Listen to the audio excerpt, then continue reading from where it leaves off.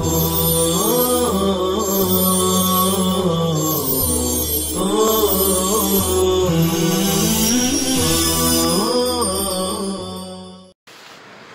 اللہ الرحمن الرحیم الحمد للہ کفا وسلام علی عبادہ الذین اصطفى اما بعد وصلی اللہ علی النبی الکریم واما الاشارة فجعلت حجة في حق الاخرس في حق هذه الاحکام للحاجة الى ذلك لانها من حقوق العباد ولا تختص بلفظ دون لفظ وقد تثبت بدون اللفظ والقصاص حق العبد أيضا ولا حاجة إلى الحدود لأنها حق الله تعالى ولأنها تندرج بالشبهات ولعله كان مصدقا للقاذف فلا يحد للشبهة. مصنف رحمۃ اللہ علیہ اخرس کی کتابت کے احکام کو بیان کرنے سے فارغ ہوئے. اب یہاں سے اخرس کے اشارے کا تفصیلی احکام بیان کر رہے ہیں کہ جملہ احکام میں جس طریقے سے اخرس اور گونگے شخص کی کتابت معتبر ہے ایسے ہی اس کے اشارے بھی قابل اعتبار ہوں گے سوائے حدود کے نفاذ اور لاگو کرنے میں اخرس کا اشارہ معتبر نہیں ہے، جس کی وجہ آگے آ رہی ہے. اب اشارہ کیوں معتبر ہے اخرس کا؟ تو کہا کہ یہ احکام حقوق العباد میں سے ہیں اور اس میں بندے کی حاجت، بندے کی ضرورت ہے، لہذا اس ضرورت کے پیش نظر اخرس کے اشارے سے یہ سارے احکام ثابت ہوں گے. اور دوسری بات یہ کہ یہ احکام مخصوص الفاظ کے ساتھ مختص بھی نہیں ہیں، بلکہ جس طریقے سے عربی زبان کے الفاظ و کلمات سے ان کا ثبوت ہوگا ایسے ہی فارسی اور اردو کے الفاظ اور کلمات سے بھی ان کا ثبوت ہوگا، بلکہ بعض مواقع پر بغیر الفاظ کے بھی ان کا ثبوت ہو جاتا ہے، جیسے بیع تعاطی میں ہوتا ہے جس میں جانبین سے الفاظ میں عقد و ایجاب و قبول ہوتا نہیں ہے. ایک آدمی پیسہ دیتا ہے دوسرے کو اور دوسرا اس چیز کو لا کر دے دیتا ہے بغیر کسی ایجاب اور قبول شرط وغیرہ کے. یہ بیع تعاطی ہوتی ہے، بغیر الفاظ کے بیع ہو جاتی ہے. ایسے ہی نکاح فضولی میں تکلم پر قدرت کے باوجود نکاح منعقد ہو جاتا ہے. تو اخرس کے اندر جبکہ عاجزی موجود ہے تو بدرجہ اولا بغیر الفاظ کے اشاروں سے یہ احکام ثابت ہو جائے گی. اب رہی بات قصاص کی، تو قصاص بھی حق العبد ہے، لہذا قصاص بھی دیگر حقوق العباد کے مانند اخرس کی کتابت اور اس کے اشاروں سے ثابت ہوگا. لیکن اخرس کے اشارے سے حدود ثابت نہیں ہو سکتے. یعنی اگر وہ اشارتاً قذف کا اقرار کرے، اپنے آپ پر تہمت لگانے کا اشاروں میں کہے میں نے تہمت لگائی، تو اس پر حد قذف جاری نہیں کی جائے گی.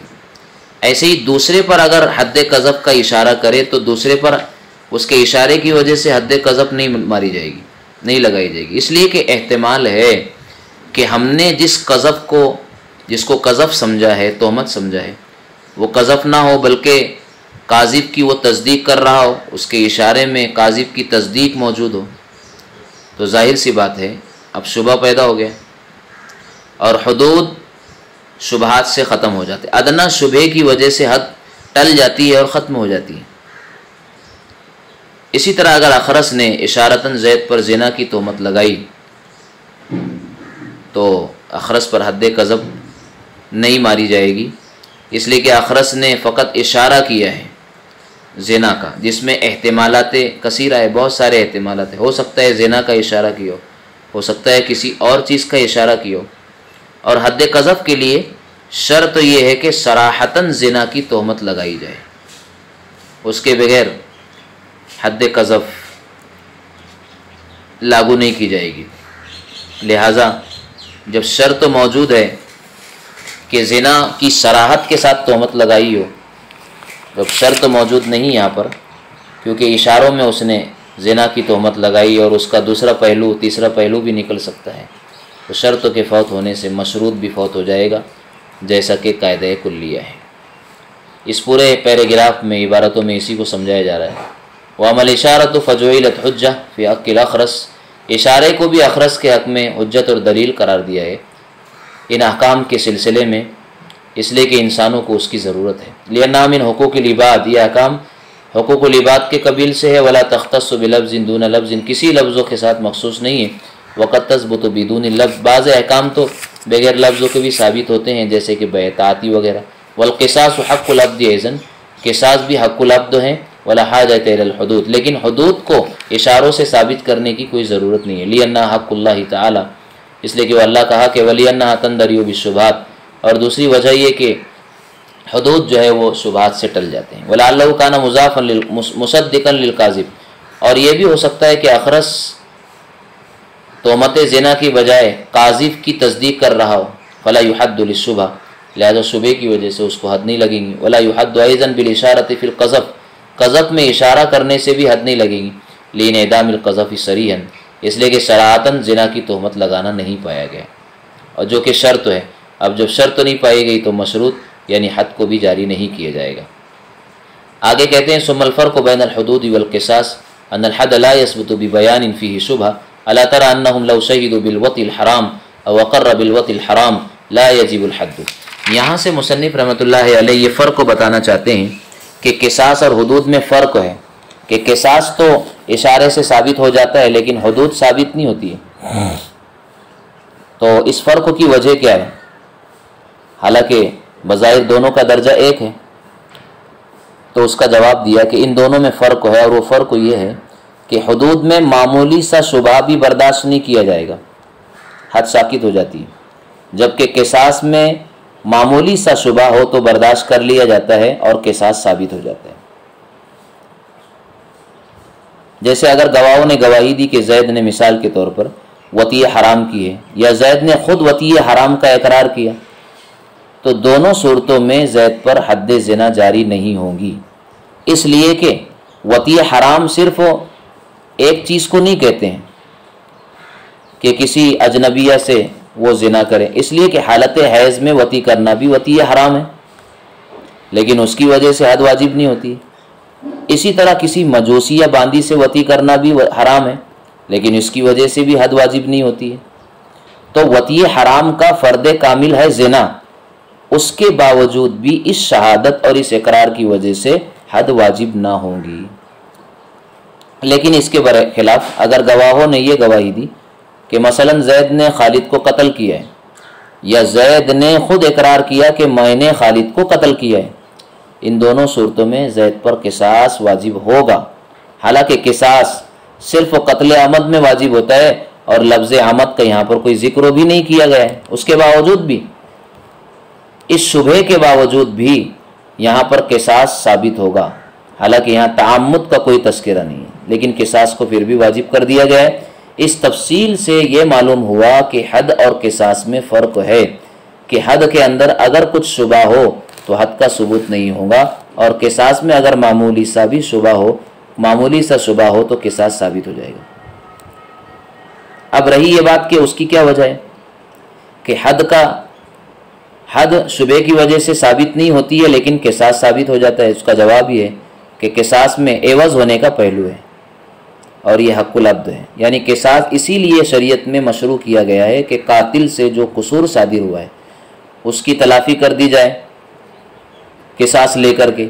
तो जिस तरह इन तमाम मुआवज़ात का हुक्म है जो हक़्क़ुल अब्द में चलते हैं कि शुबहे के साथ भी उनका सबूत हो जाता है, ऐसे ही क़िसास भी एक तरीके का मुआवज़ा है जो कातिल से लिया जा रहा है, तो ये भी शुबहे के साथ साबित हो जाएगा, जैसे दीगर मुआवज़ात शुबहे के साथ साबित हो जाते हैं। और रही बात हुदूद, तो उनमें एवज़ होने के माना नहीं है,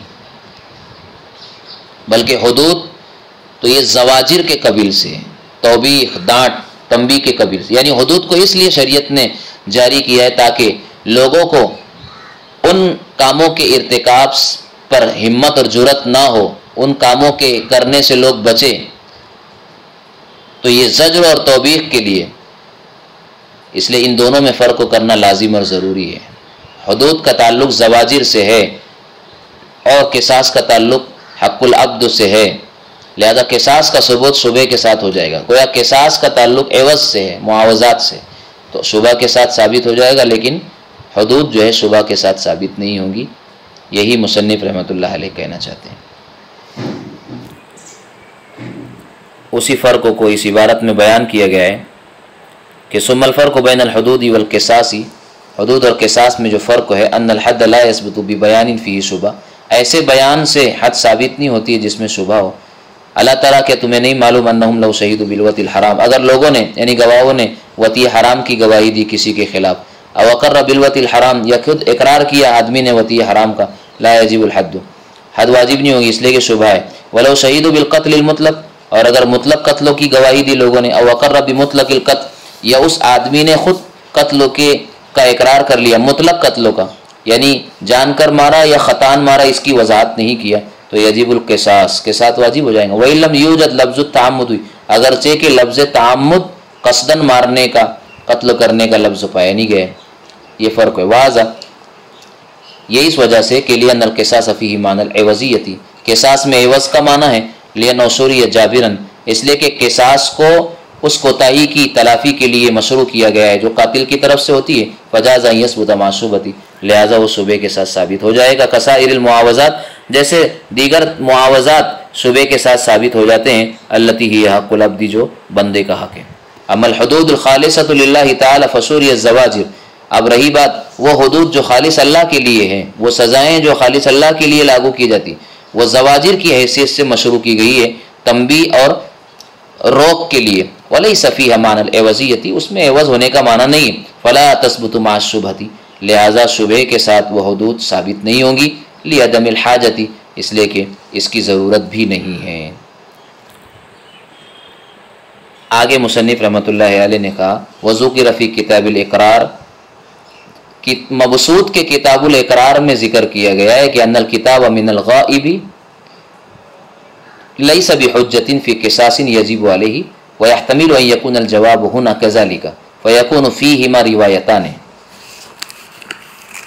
ما قبل میں اصل میں جامع صغیر کی عبارت گزری ہے اور صاحب ہدایہ اس پر تفصیلی کلام کر چکے ہیں، جس کا حاصل یہ تھا کہ اگر اخرس تحریر کے ذریعے یا اشارے کے ذریعے قصاص کا اعتراف کرے اور اقرار کرے تو اس کا اقرار معتبر ہوگا اور اس پر قصاص واجب ہوگا۔ لیکن اب یہاں سے مبسوط کی کتاب الاقرار کا مسئلہ بیان کر رہے ہیں کہ امام محمد رحمۃ اللہ علیہ نے مبسوط کی کتاب الاقرار میں یہ مسئلہ بیان کیا ہے کہ اگر کوئی غائب شخص تحریر کے ذریعے اقرار کرے کہ میرے اوپر قصاص ہے، تو اس کی یہ تحریر اور یہ اقرار تحریری حجت نہیں اور اس پر قصاص واجب نہیں ہوگا، یہ جزیہ مبسوط کا ہے، جبکہ اوپر والی عبارت جو سامع صغیر کی اس سے پتہ چلتا ہے کہ اقرار معتبر ہے تحریر کے ذریعے یا اشارے کے ذریعے۔ اب اس پر حضرت مصنف صاحب ہدایہ کچھ تبصرہ کرتے ہوئے کہتے ہیں کہ مبسوط کے اس جزیے کو سامنے رکھتے ہوئے دو احتمال سامنے آتے ہیں۔ نمبر ایک، پہلا احتمال اخرس کی تحریر کا بھی یہی حکم ہو جو غائب کی تحریر کا ہے، یعنی اگر اس اخرس تحریر کے ذریعے قصاص کا اقرار کرے تو اس کی تحریر حجت نہ ہو اور اس پر قصاص واجب نہ ہو، حالانکہ جامع صغیر کی روایت اس کے برعکس ہے، وہاں تو اس کی تحریری اقرار مانا جا رہا ہے اور اس پر قصاص واجب ہو رہا ہے، تو جامع صغیر کی روایت اس کے برعکس ہے۔ تو اب یہ کہا جا سکتا ہے کہ اخرس کے مسئلے میں حنفیہ کے یہاں دو روایتیں ہیں، ایک وہ جامع صغیر میں مذکور ہے اور دوسرے وہ مبسوط کی روایت ہے،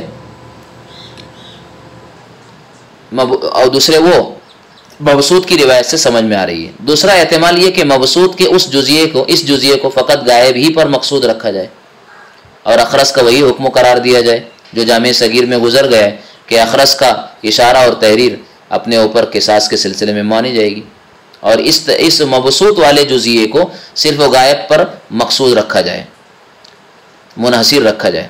تو اب اخرس کے مسئلے میں دو روایتیں نہیں ہوں گی، بلکہ اخرس اور غائب کے مسئلے میں فرق ہو گیا، کہ جامع صغیر والی روایت کا تعلق غائب سے ہے اور مبسوط کی اس روایت کا تعلق جو ہے اخرس سے ہے.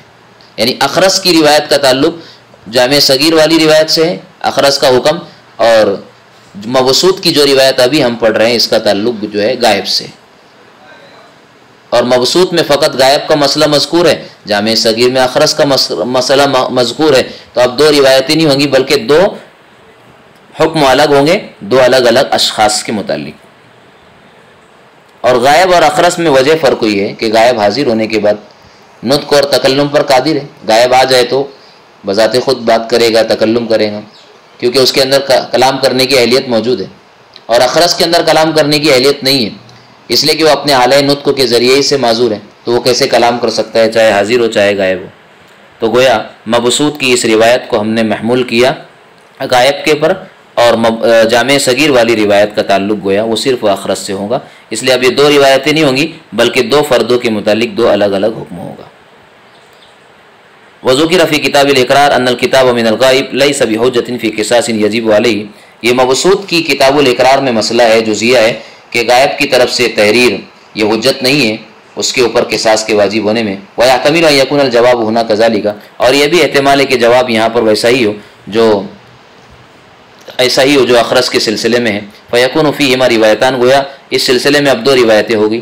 ویحتمل ان یکون مفارقا لذالک، اور یہ بھی ہو سکتا ہے کہ اخرس کا حکم غائب کے حکم سے جدا ہو. لأنه يمكن الوصول الى نطق الغائب فی الجملہ، اس لیے کہ غائب شخص جو ہے فی الجملہ نطق پر قادر ہو جاتا ہے حاضر ہونے کے بعد، لقیام اہلیت النطق، اس لیے کہ اس کو نطق کی اور کلام کرنے کی اہلیت ہے. ولا كذلك الاخرس، لیکن اخرس کا معاملہ ایسا نہیں ہے. لتعذر الوصول الى النطق، اس لیے کہ وہ کلام کرنے پر قادر ہو ہی نہیں سکتا ہے، متعذر ہے اس کے لیے. کیوں؟ للآفت المانعہ، اس آفت کی وجہ سے جو اس کے لیے رکاوٹ بنی ہے، اس لیے کہ وہ اعلی نطق کے وجہ سے ہی معذور ہے. اس لیے دونوں مسئلوں میں فرق ہو گیا. اگلا سبق انشاءاللہ ہم اپنے آئندہ وقتوں میں پڑھیں گے. اللہ تعالیٰ ان مسائل کی باریکیوں کو سمجھنے کی صلاحیت عطا فرمائے. وما توفیقی الا باللہ.